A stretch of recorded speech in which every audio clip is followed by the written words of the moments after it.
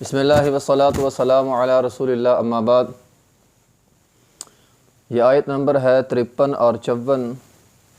اعوذ باللہ من الشیطان الرجیم، بسم اللہ الرحمن الرحیم۔ وَإِذْ آتَيْنَا مُوسَى الْكِتَابَ وَالْفُرْقَانَ لَعَلَّكُمْ تَهْتَدُونَ وَإِذْ قَالَ مُوسَى لِقَوْمِهِ يَا قَوْمِ إِنَّكُمْ ظَلَمْتُمْ أَنفُسَكُمْ بِاتِّخَاذِكُمُ الْعِجْلَ فَتُوبُوا إِلَى بَارِئِكُمْ فَاقْتُلُوا أَنفُسَكُمْ ذَلِكُمْ خَيْرٌ لَكُمْ عِنْدَ بَارِئِكُمْ فَتَابَ عَلَيْكُمْ إِنَّهُ هُوَ التَّوَّابُ الرَّحِيمُ۔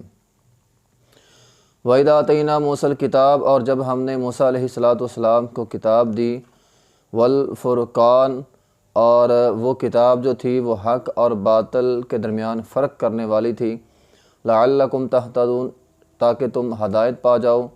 وَإِذْ قَالَ مُوسَى لِقَوْمِهِ، اور جب موسیٰ علیہ السلام نے اپنی قوم سے کہا، یا قومی، اے میری قوم، انکم ظلمتم انفسکم، بے شک تم نے اپنے آپ پر، اپنے نفسوں پر، اپنی جانوں پر ظلم کیا ہے، باتخاذکم العجل، بچڑے کو معبود بنا کر، فتوبوا الی بارئکم، سو تم اپنے رب کی طرف توبہ کرو، فقتلوا انفسکم، اور اس کے لیے کیا کرو کہ تم اپنے آپ کو قتل کر دو، ذالکم خیر لکم عند بارئکم، یہ تمہارے لیے بہتر ہے تمہارے رب کے نزدیک، فتاب علیکم، سو اس نے تمہاری توبہ قبول کر لی، انہ هو التواب الرحیم، بے شک وہی توبہ قبول کرنے والا ہے اور رحم کرنے والا ہے۔ وَإِذْ آتَيْنَا مُوسَى الْكِتَابَ، اللہ تعالیٰ نے فرمایا کہ ہم نے موسیٰ علیہ السلام کو کتاب دی، اور ساتھ ہی فرمایا والفرقان، فرقان دی، یعنی یہ جو تورات تھی جو موسیٰ علیہ السلام کو دی گئی تھی یہ فرقان تھی۔ تو فرقان کا مطلب حق اور باطل کے درمیان فرق کرنے والی۔ قرآن مجید کو بھی فرقان کہا گیا ہے، قرآن مجید بھی حق اور باطل کے درمیان فرق کرتا ہے۔ تو آسمانی کتابیں آنے کا مقصد یہ ہے کہ حق اور باطل کے درمیان فرق ہو جائے، حق علیحدہ ہو جائے، باطل جو ہے وہ علیحدہ ہو جائے، تاکہ لوگوں کو پتہ چل جائے حق کیا ہے اور باطل کیا ہے۔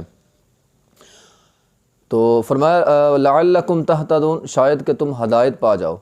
تو قرآن بھی اسی لیے آیا کہ ہم ہدایت یافتہ ہو جائیں، ھدی للمتقین، اور تورات بھی اسی لیے آئی تھی تاکہ لوگ ہدایت پا جائیں۔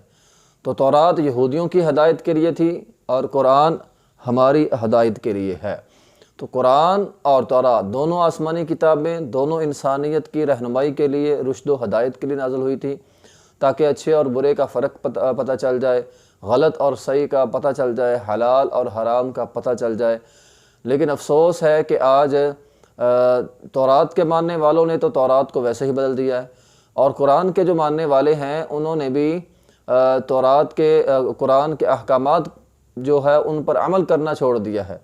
حق اور باطل کے درمیان فرق تھا، حلال و حرام کے درمیان قرآن نے فرق کیا، لیکن آج قرآن کا ماننے والا حلال اور حرام کے درمیان فرق نہیں کرتا۔ تو بہرحال فرمایا وَإِذْ قَالَ مُوسَى لِقَوْمِهِ، جب موسیٰ علیہ السلام نے اپنی قوم سے کہا، یا قوم، اے میری قوم، یا قوم، اے میری قوم، یہ جملہ پیار کے لیے ہوتا ہے۔ آپ کسی کو پیار سے مخاطب کرنا ہو تو ایسے پکار سکتے ہیں، تو یعنی کسی کو بات سمجھانی ہو، کسی کو اپنی طرف متوجہ کرنا ہو تو اس کے لیے ایسے جملے جو ہیں وہ بولے جاتے ہیں، یا قوم، اے میری۔ نبی علیہ السلام بھی ایسے جملے بولتے تھے، اے بچے، اے فلاں، اے فلاں، ایسے کر کے مخاطب کیا جا سکتا ہے، یا کسی کو اس کے اچھے نام کے ساتھ، جو اس کا اپنا اچھا نام ہے اس کے ساتھ مخاطب کرنا، بچوں کو ان کے نام کے ساتھ، پیارے نام کے ساتھ جو ہے وہ مخاطب کرنا۔ ہمارے ہاں یہ جو الٹے پلٹے نام رکھے ہوتے ہیں ہم نے، جن سے اگلے کو جو ہے وہ چڑ ہوتی ہے، تو ایسے ناموں سے کسی کو مخاطب نہیں کرنا چاہیے۔ اگلا بندہ بچہ ہے یا بڑا ہے وہ چڑ جاتا ہے، وہ آپ کی بات کو اتنی اہمیت نہیں دیتا۔ تو آپ اگر کسی کو پیار سے مخاطب کریں گے کسی پیارے جملے کے ساتھ تو وہ آپ کی طرف متوجہ ہوگا اور آپ کی بات سنے گا بھی۔ تو فرمایا یا قومی، اے میری قوم، انکم ظلمتم انفسکم، بے شک تم نے ظلم کر لیا، اور تمہارا ظلم کیا ہے کہ باتخاذکم العجل، تم نے بچڑے کو معبود بنا لیا، ٹھیک ہے۔ فتوبوا الی بارئکم، سو اپنے رب کی طرف توبہ کرو، فقتلوا انفسکم، وہ تمہاری توبہ کیا ہے کہ اپنے آپ کو قتل کر دو۔ تو ظلم، ایک تو کہا کہ انکم ظلمتم انفسکم، تم نے اپنے آپ پر ظلم کر لیا۔ انسان جب گناہ کرتا ہے انسان اپنے آپ پہ ظلم کرتا ہے، ہر گناہ، شرک تو بہت بڑا گناہ ہے نا، بہت بڑا ظلم ہے، عام بھی اگر ہم گناہ کرتے ہیں تو گویا ہم اپنے آپ پر ظلم کر رہے ہیں، ٹھیک ہے نا. جس طرح دنیا میں اگر کوئی غلط کام ہم کرتے ہیں تو پکڑ کے لے جاتے ہیں پولیس والے اور پھر سزائیں ملتی ہیں، اسی طرح کل قیامت کے دن ہوگا کہ جو ہم یہاں پہ گناہ کرتے ہیں اللہ تعالیٰ کل قیامت دن پکڑے گا اور ان گناہوں کی وجہ سے انسان کو جہنم کے اندر پھینک دیا جائے گا. گویا انسان اپنے آپ پہ خود ظلم کرنے والا ہے. اللہ کسی کو جہنم میں نہیں پھینکے گا، انسان اپنے گناہوں کی وجہ سے جہنم کے اندر جائے گا اور ان کے گناہوں کی سزا کے طور پر اس سے جہنم کے اندر جو ہے وہ پھینکا جائے گا. تو بچھڑے کی انہوں نے عبادت کی تھی. تو جب موسیٰ علیہ السلام نے پیچھے ہم نے پڑھا ہے کہ انہوں نے سامری نے بچڑا بنایا اور انہوں نے اس کی عبادت کی، تو پھر انہوں نے کہا جی ہم توبہ کرتے ہیں. اللہ تعالیٰ نے فرمایا تمہاری توبہ ایسے قبول نہیں ہوگی. فَقْتُلُوا أَنفُسَكُمْ، سو اپنے آپ کو قتل کر دو. اصل میں گناہوں کی یہ بعض گناہ ایسے ہوتے ہیں کہ جن کی توبہ بغیر سزا کے نہیں قبول ہوتی. ہاں گناہوں کی یہ قسمیں ہوتی ہیں. مثال کے طور پر بعض گناہ ایسے ہوتے ہیں کہ آپ نیکی کریں گناہ ویسے آپ کا ختم ہو جاتا ہے. جیسے وضو کرنے سے بہت سارے گناہ صغیرہ گناہ جھڑ جاتے ہیں، مسجد کی طرف آنے سے صغیرہ گناہ معاف ہو جاتے ہیں، ایک جمعے سے دوسرے جمعے تک انسان کے گناہ جو ہے وہ معاف ہو جاتے ہیں. تو رمضان جو ہے ایک سال سے دوسرے سال تک انسان کے گناہ جو ہے وہ معاف کر دیتا ہے، روزہ معاف کر دیتا ہے. تو کچھ گناہ تو ایسے ہوتے ہیں جس کے بعد ہم نیکی کرتے ہیں تو ہمارے گناہ جو ہیں وہ معاف ہو جاتے ہیں. لیکن کچھ گناہ ایسے ہوتے ہیں جن کے لیے توبہ کرنی پڑتی ہے اور اس کے لیے آپ پکی سچی توبہ کریں، اللہ گناہ معاف کر دیتا ہے. بہت ساری حدیثیں ہیں، اللہ ہر روز آسمانی دنیا پہ آ کے آوازیں لگاتا ہے کوئی ہے معافی مانگنے والا تو میں اس کو معاف کر دوں. بلکہ ایک حدیث میں اللہ تعالیٰ ہاتھ پھیلاتے ہیں، اللہ دن کو بھی ہاتھ پھیلاتے ہیں، اللہ رات کو بھی ہاتھ پھیلاتے ہیں. دن بھر گناہ کرنے والے آ جا، اللہ تعالیٰ تجھے معاف کر دے گا، اور رات بھر گناہ کرنے والے آ جا، اللہ تعالیٰ سارا دن ہاتھ پھیلاتے ہیں کہ آ جا گناہوں کی معافی مانگ، میں تجھے معاف کر دوں. تو کبیرہ گناہ جو ہوتے ہیں وہ انسان پکی اور سچی اگر توبہ کرے تو توبہ کا دروازہ جو ہے وہ کھلا ہوتا ہے. تو انسان اگر پکی اور سچی توبہ کر لے تو اللہ تعالیٰ انسان کے گناہ جو ہیں وہ معاف فرما دیتے ہیں، معاف ہو جاتے ہیں. تو بہرحال کچھ گناہ ایسے ہوتے ہیں جن پر حد لگتی ہے، وہ حد کے بغیر معاف نہیں ہوتے. مثال کے طور پر اگر چور نے چوری کر لی ہے، بہت زیادہ چوری کر لی ہے، تو اس کی حد یہ ہے کہ اس کا ہاتھ کاٹا جائے گا. اب بنا ہاتھ کاٹے اس کا وہ گناہ معاف نہیں ہوگا، اسے وہ حد لگوانی پڑے گی. یہ بات بڑی اہم بات ہے. اسی طرح شادی شدہ بندہ اگر زنا کرتا ہے تو اس پر حد یہ ہے کہ اسے پتھر مار مار کے رجم کر دیا جائے.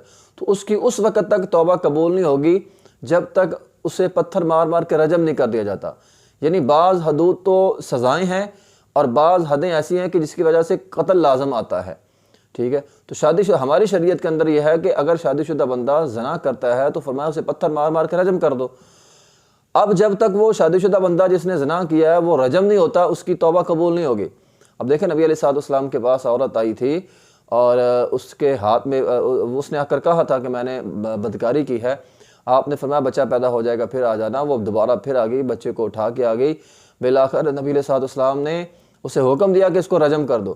اب اگر بغیر رجم کی توبہ قبول ہونی ہوتی تو اس عورت کی ہو جاتی، کیونکہ جب اسے رجم کیا جا رہا تھا اس کے خون کے چھینٹے خالد بن ولید رضی اللہ تعالیٰ پر پڑے. انہوں نے اس عورت کو برا بلا کہا تو نبی علیہ السلام نے اسے روک دیا. فرمایا اس نے ایسی توبہ کی ہے کہ مدینے کے 70 بندے جو ہیں وہ معاف ہو سکتے ہیں. تو اس کی توبہ اگر رجم کے بغیر توبہ تو اس کی پکی تھی اور بڑی زبردست توبہ تھی، لیکن جب تک اس نے اپنے آپ کو رجم نہیں کروا لیا اس کی وہ توبہ قبول نہیں ہوئی. تو رجم ہونے سے اس کی توبہ جو ہے وہ قبول ہوگی. تو یہ سزائیں ہوتی ہیں. تو یہودیوں میں بنی اسرائیل میں یہ سزا تھی کہ اگر کوئی بندہ شرک کرتا تھا تو اس کی سزا بھی قتل تھی.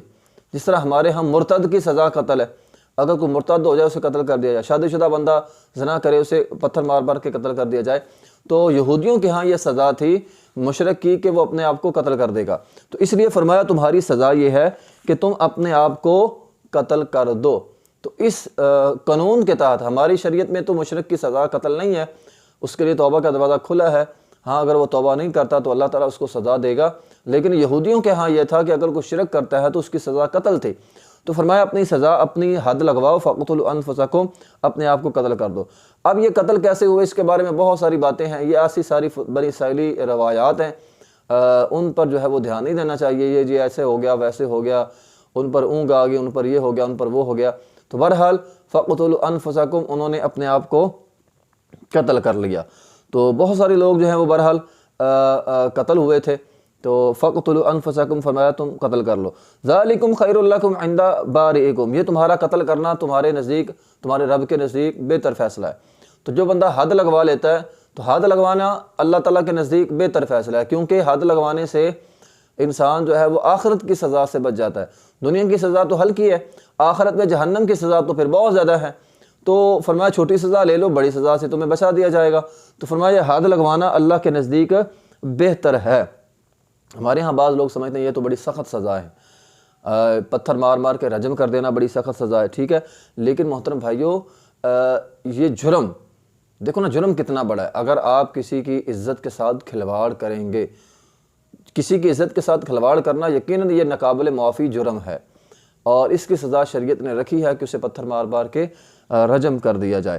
تو بہرحال باقی قوموں کے اندر بھی ایسی سزائیں تھیں، ہماری شریعت میں بھی ایسی سزائیں ہیں، اور جن پر حد مقرر ہے۔ اسی طرح شراب پینے والے پر حد مقرر ہے، چوری پر حد مقرر ہے، تہمت لگانے والے پہ حد مقرر ہے۔ اگر کوئی کسی پر تہمت لگاتا اس کی سزا جو ہے وہ شریعت کے اندر مقرر ہے۔ اس طرح شادی شدہ زانی کی، اگر بغیر شادی شدہ ہے زنا کرتا ہے اس پر بھی 100 کوڑے جو ہے وہ حد مقرر ہے۔ تو یہ حدود اسلام نے بیان کی ہوئی ہیں۔ تو یہ حدود جو ہے اگر اسلامی معاشرہ ہو تو لگانے سے ہی برائیاں ختم ہوتی ہیں۔